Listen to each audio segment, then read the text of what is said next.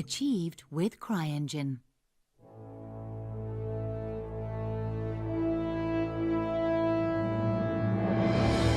In a land without a ruler, chaos and lawlessness will soon take over. It happened in my country too, when King Wenceslas was abducted.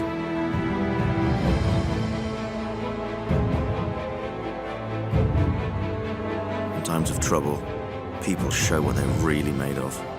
Who's a shepherd and who a sheep, who stands up to evil and who flees. I'm no sheep.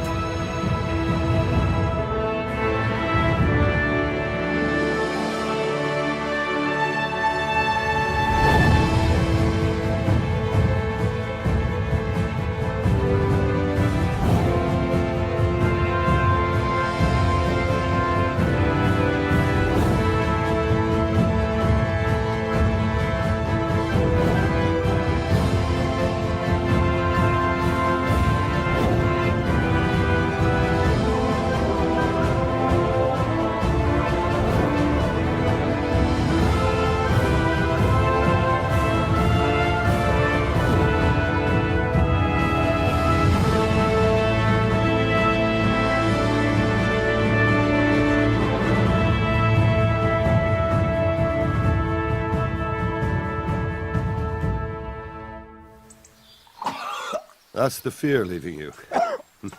Let it go.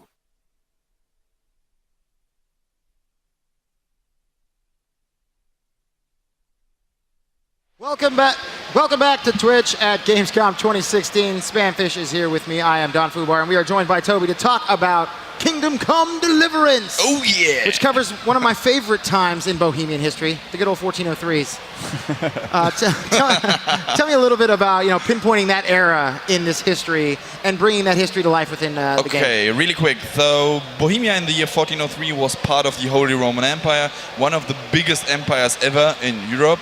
And we are telling the story of the King Sigismund of Hungary, who's invading Bohemia. And you are the son of a blacksmith, a regular guy. You live in a city that gets attacked by the invading forces. It gets burned down completely. Interesting thing is that this city really got attacked and really got burned down. You get in the service of a noble. He is by accident a real historical person who created a resistance against the invading forces, and you get torn into a big civil war. And we talk about the political struggles and these fight, which then later break out in the Hussite Wars. Nice, and you brought a ton of gameplay for us to take a look at as well, so we can roll that, and then we can discuss what we're going to be taking a look at in the game, which you can get access to with the beta right now. Exactly. I brought to Gamescom part of the beta, but filled with new material. And what we in general want to show you is that the open world aspect in our game works. So, as I said, it's from the beta, so if one of you already tried it, you might recognize this place. It's the big finale in the beta is to conquer a bandit or human camp, and the quest is right now for us, because we are alone, go there, infiltrate it, take a look, maybe sabotage something. But we don't tell you how to go there, what to do, what options you have. Right now we saw that we equipped some stealth material, some stealth clothes, so that might be one option. But stealth things are very, very weak, so the armor is very bad, but it's less noisy, less visible, so sneaking is way easier. But if you get confronted in combat, you might lose, because 1, 2, 3 hits might kill you immediately. So this is important. That sounds a super exciting thing, it's an RPG game, but there's so many games these days where you get a quest, and you're kind of directed with like a cookie, trail. Go over here, do that. The yellow follow line, this, and then you'll succeed. You're given real free roam to access it any way you want. Yes, and that's interesting because for this presentation, Henry is taking a lot of stuff in his inventory. His bags are full of stuff, inventory stuff. But for the final game, we don't want you to put the halberd in your left pocket. We don't want you to carry 5 swords. We don't want to have you full plate armor and ninja clothes and something. So we want you to decide which armor type should I take. Then you stand on the place and say, damn it, I took the wrong one. But wait a second, this guy there has the armor of the bad guys. So if I take him down, put off my clothes, take his clothes, I can camouflage and go inside, sneak. Wow. And we have a state which is called conspicuousness, and that determines how they will react once they spot us sneaking. So if they see us in the ninja clothes, they will attack us or alert the camp or something. If they spot us in their armor, they will maybe not even like be interested. They will say, "What kind of weirdo are you?" But and that's one thing that's super appealing about this game is the fact that it's super realistic. Obviously, it's based in a very, very accurate historical setting, but also stuff like the physics system with the weapons and the crafting, and also it's got a sense of, you know, you have to eat, you have to sleep. Food is perishable. There's so much that's going into having a real pure RPG experience. I had one time I had a presentation where I was fighting and I barely won the fight, and it was really cool, but I had very low energy, so I wanted to eat something. But the only thing I had in my pockets was spoiled radish. So I ate that, food poisoned myself, and died. Not because the of the spoiled radishes. It's the worst way to go. It is the worst way to go. Nobody wants to go like that. No. But the combat thing or the armor thing, we have a very interesting, let's say, we are calculating the physical collision between your weapon and the piece of armor you're hitting. So the pixel of your weapon and the pixel of the armor you are hitting. That means that if an opponent is wearing a full plate armor and no helmet, he will immediately die or like just take 2 blows into the head and he will be dead. So the armor is not some kind of number in your inventory, but it only protects the particular spot you're wearing the part. So, and we have a layering system where you can put different types of material over each other. You can see this in the different slots there, and every material is good against another type of weapon. For example, full plate armor is very, very strong against swords because you just can't penetrate a full plate armor with a sword, but very weak against, I don't know, maces, for example. So you have to think about that. Combine your full plate armor with some gambeson underneath it, because the soft part will weaken the blow of the mace. So with this you can customize your armor and go into battle and survive longer. That's a game-changing mechanic. We're so used to, you know, role-playing games where the combat is kind of fixed by numbers, and you know, you hit this and you do that, and you can hit someone in the head, but it only takes away a certain amount of damage.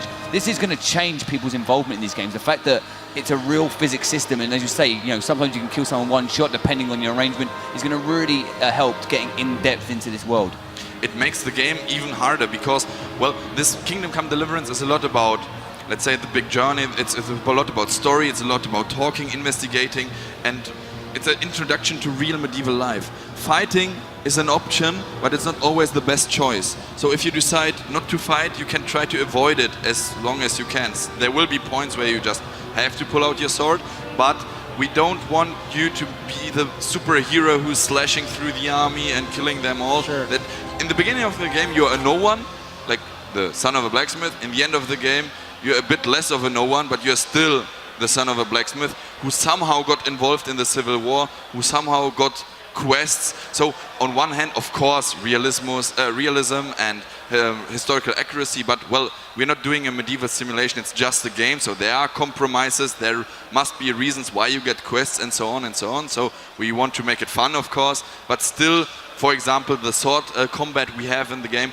we invited real sword fighters to our studio who told us, okay, this is how 15th century sword fighting looked like. We told them why this is not possible, and then together we combined, we made a compromise, and I still think that Kingdom Come Deliverance, or we, offer the best depiction of medieval fencing by that point. Nice. So we mentioned earlier that the beta is available now. How can people find out about that or get involved in the beta? Well, you can visit kingdomcomerpg.com, which is our homepage. Get the beta there. It's some kind of, we were on Kickstarter 2 years ago. We took this idea to our homepage, so it's still some kind of backing, let's say. You back for the final game and get the beta. But this makes sense for us because, for example, after the beta there's a small survey. You can say what you liked, what you dislike, and we are still listening to it. We are reading those surveys and really change things. For the Gamescom we presented Hellbeards, for example, so pole weapons. And well, there was a point in development we said, well, we have to scratch that. We just, because of reasons, we couldn't put it in. And the community was so loud saying that, well, this is like the most common weapon in medieval times. You have to put it in there. And well, now it's there.